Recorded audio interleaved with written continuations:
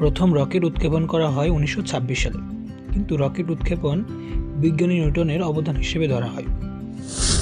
বিজ্ঞানী নিউটন জন্মগ্রহণ করেছিলেন ইংল্যান্ডে। জন্ম 1643 এবং মৃত্যু 1627। পড়ালেখা করেছিলেন ইংল্যান্ডের বিশ্ববিদ্যালয় ক্যামব্রিজে। নিউটন তার জীবদ্দশায় এক বিখ্যাত বই লিখেছিলেন, যাকে আমরা বলি প্রিন্সিপিয়া। তো প্রিন্সিপিয়ার যে ফিজিক্স, তাকে আমরা আজকে নিউটনীয় মেকানিক্স বা ক্লাসিক্যাল মেকানিক্স নামে জানি।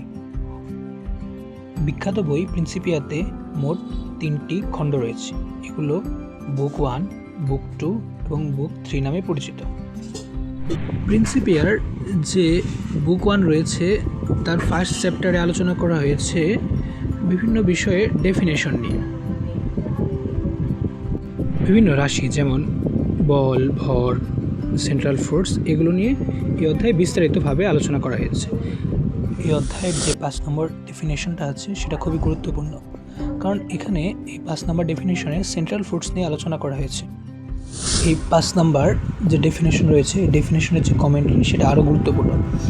এই ডেফিনেশনের কমেন্ট্রির কোনো এক জায়গায় নিউটন বলছেন, and after the same manner that a projectile by the force of gravity may be made to revolve in an orbit.